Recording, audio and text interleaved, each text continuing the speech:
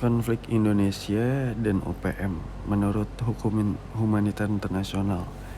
Yang pertama yaitu pertanyaannya, bagaimana peran hukum humaniter internasional dalam penyelesaian konflik? Nah, dalam kasus ini gerakan yang dilakukan oleh OPM itu masih dalam bentuk sporadik, tidak berada di dalam satu kelompok terorganisir. Maka dari itu belum bisa dianggap sebagai subjek hukum internasional atau belligerent atau para pemberontak.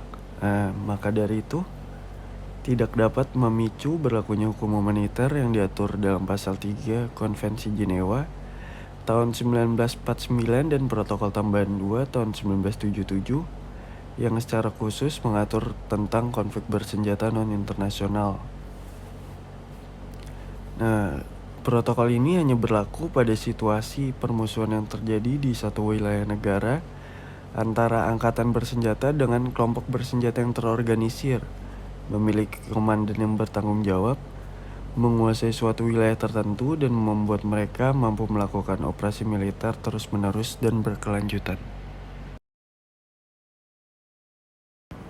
Meskipun pasal 3 Konvensi Jenewa tidak memberikan definisi yang jelas mengenai ambang batas dari konflik bersenjata non-internasional, praktik pengadilan pidana internasional ad hoc untuk kasus negara bekas Yugoslavia melakukan interpretasi dengan memperlihatkan bahwa pasal 3 dapat diterapkan setidaknya jika telah terjadi intensitas permusuhan bersenjata yang cukup tinggi. Sekalipun terkesan bahwa ambang batas penerapan pasal 3 Konvensi Jenewa lebih rendah dari Protokol 2 karena tidak mengharuskan pemberontak menguasai suatu wilayah tertentu. Ambang batas minimum ini tetap memperlihatkan bahwa hukum humaniter tidak boleh berlaku pada situasi kekerasan yang sporadis serta kerusuhan atau ketegangan dalam negeri biasa.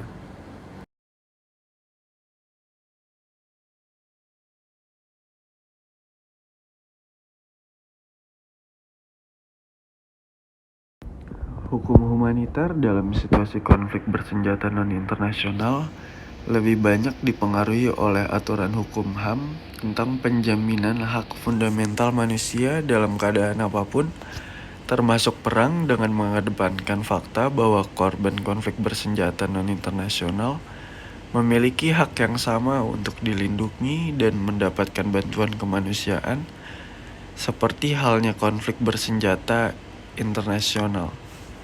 Sebagai konsekuensi hukumnya, perlindungan dan bantuan manusia saat konflik bersenjata non-internasional yang diatur dalam hukum humaniter tidak boleh dianggap sebagai bentuk intervensi hukum internasional terhadap urusan domestik suatu negara.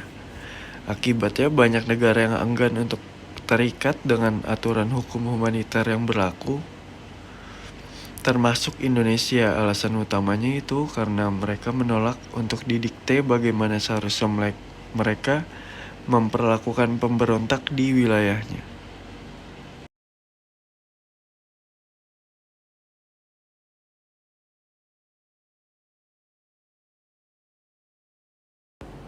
Di sisi lain, Indonesia dalam hal ini lewat TNI menjalankan fungsi, peran dan tugas pokoknya melalui operasi militer, baik untuk tujuan perang maupun non-perang.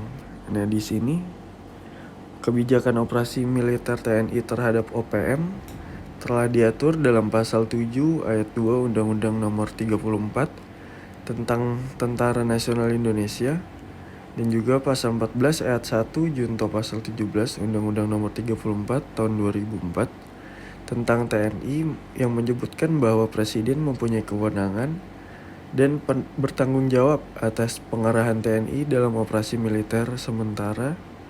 Untuk mekanisme pengarahan kekuatan TNI dalam mengatur operasi militer juga diatur dalam UU Nomor 23 PRP 59 tentang pencabutan UU Nomor 74 tahun 1957 dan penetapan keadaan bahaya.